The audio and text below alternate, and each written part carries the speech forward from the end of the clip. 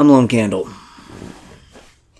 That, after 20 years, $88 billion spent on the Afghan army and militarized police, and $2.26 trillion spent on the war in total, the Afghan forces put up little to no resistance to the Taliban, shows that we were not even close to winning the war in Afghanistan.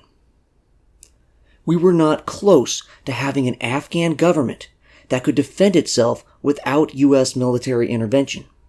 Our withdrawal resulted in the immediate collapse of the government and the takeover of the entire country by the Taliban. Let's be real, this war was lost a long time ago, and nowhere near success. During the collapse, I was scrolling through Twitter, and people were sharing articles from 2 years ago, 5 years ago, 10 years ago, and so on. They used sources on the ground in Afghanistan, ranging from U.S. officers to U.S. military leaders to U.S. grunts to ambassadors to analysts to Afghans. They all described the myriad of ways that the Afghan government, military, and police were corrupt to the hilt. Many were in the Afghan military to make money, rather than to defend their country. The count of the men was exaggerated by tens of thousands, if not more, so that officers could steal the pay of these non-existent men. Afghanis would take the equipment given to them to defend their country and instead sell it.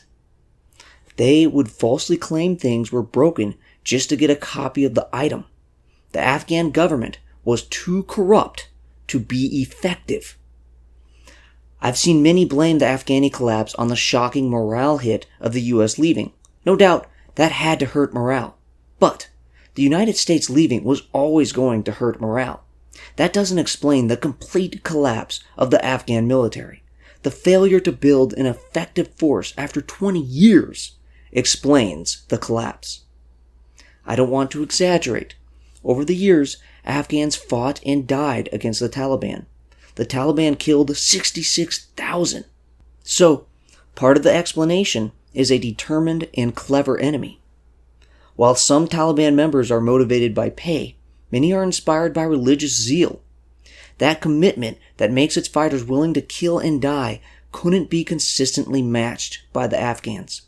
The Taliban had a base in Pakistan to hide in, and the combination of the tribally divided Afghan people and mountainous terrain made it difficult for the central government to gain full control. People not paying attention may see Afghanistan and Iraq in a similar light, but they are very different countries. Iraq is a middle-developed country with 3 main factions. Afghanistan is undeveloped with many tribal loyalties and little in the way of nationalism. So, the Afghans had to unite and control a country that was inherently difficult to unite and control, while also fighting a strong enemy. Nevertheless, after 20 years, they weren't even close to being ready. People are often disingenuous when they argue for staying longer. They say or imply that we just need another year, or a few more years. But the evidence on the ground doesn't make the case for that at all. Other times, they just ignore how long it would take, which isn't an honest argument when asking for a country's blood and treasure. An honest argument for staying in Afghanistan should state that the United States will need to be there for 200 years. 200 years of money funneled into the country and Americans killed and wounded. That's what it would take. While that number is arbitrary, it isn't an exaggeration. After 20 years, we weren't halfway there. A buttload of corruption and an immediate collapse isn't halfway there. We really don't know how long it would take. But the process of creating a nation and the institutions to support and defend that nation in a place like Afghanistan is a multi-generational project. Or, if the goal is just terrorist interdiction, that is no endpoint, because there's no sign of the end of some Muslims being inspired to fight infidels and support brutal theocracies. If you want to say it's worth it for Americans to stay in Afghanistan, then argue why it's worth it to stay for 200 years. Arguing for a smaller amount of time is arguing for a fantasy that pretends the real costs of the effort will be much smaller than reality. Now, I think one can make this argument. It's not clear if the Taliban will allow terrorists like Al-Qaeda to organize and train for attacks on Western homelands. But if they do, then that may be a good argument to stay for 200 years. Preventing another 9/11 is a good thing. My point isn't to argue that Afghanistan isn't worth it, but to say, to make that argument, you got to argue for a 200-year commitment, not simply for not leaving right now. I sympathize greatly for the freedom of Afghanis, the rights of Afghanis women, and the depressing horror of living under a repressive Taliban regime. But it's not the United States' job to protect all people on earth from tyranny. We don't pay taxes primarily to protect citizens of foreign countries. If we can do it at minimal cost, if it is in our interest, then let's do it.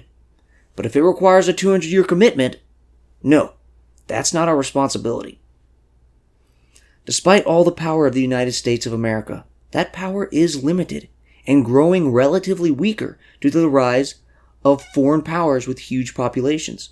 The United States doesn't have the ability to protect all peoples from tyranny. If the U.S. does so too often, it will weaken the limited power it has to the extent that it can't defend itself. Because of its basic values involving freedom, the U.S. can be a force for good in the world, but it can't if it saps too much of its strength in difficult battles defending people from their own tyrannies. The blame for Afghanistan's failure falls on every president that oversaw it. Joe Biden's withdrawal didn't cause the failure. It had already failed. But after 20 years of blood and treasure, the fault ultimately falls on the Afghans. It's their country. If they can't organize and fight sufficiently after 20 years of help, that's on them. About the failure of the withdrawal itself, seeing bad things happen doesn't mean someone screwed up. So let's make sure we aren't accepting the argument that because the Taliban took over so fast and the U.S. had to rush to get everyone out, that means someone without hindsight 2020 could likely have prevented this. That said, it seems like the administration could have found a way to more quickly process the Afghanis qualified to flee to America, or to delay the pullout another few months and pull these people out before the troops. There was enough intelligence to know that the Taliban may take over quickly. Why not get out almost all the people we wanted and then pull out the troops? Trump and Biden share blame for this, as both were pulling out key forces before we got civilians out. Ultimately, Biden pulled out the final pieces, and this was the immediate cause of the Taliban's invasion success. So he needs to answer why he couldn't have delayed this until we got out the qualified civilians. Biden mentioned that the Afghan government advised him not to pull many people out, thinking that it could spark a mass panic or demoralize the military, and he said Afghans didn't want to leave yet, hoping the country could still survive. But are those really the reasons? It certainly feels like I'm living through Vietnam. The parallels are obvious. But let's not go too far. Afghanistan is not Vietnam. In Vietnam, over 58,000 Americans died, compared to 6,000 in Afghanistan.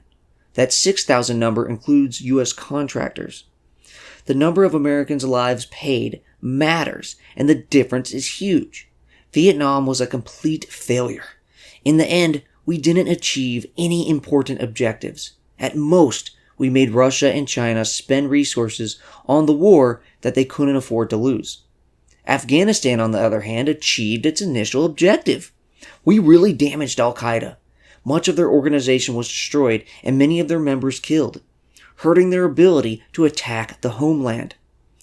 We took a trove of information from captured computers, and eventually we even killed the face of the organization, Osama bin Laden. The equivalents aren't true for Vietnam, so don't let the similarities fool you.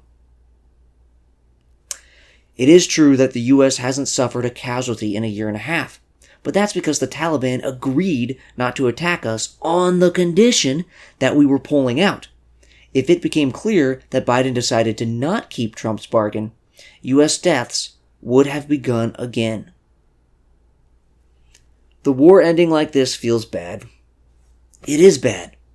It may be that preventing Al-Qaeda or similar groups from organizing in Afghanistan makes staying in Afghanistan for 200 years worth it. But if it isn't worth staying for 200 years, then it's not worth staying for 1 year.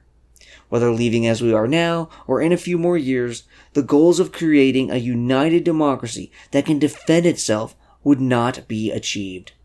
By leaving, we save ourselves the money, lives, and wounds that would be required if we stayed longer. Well, I'm Lone Candle. Like me, comment me, love me.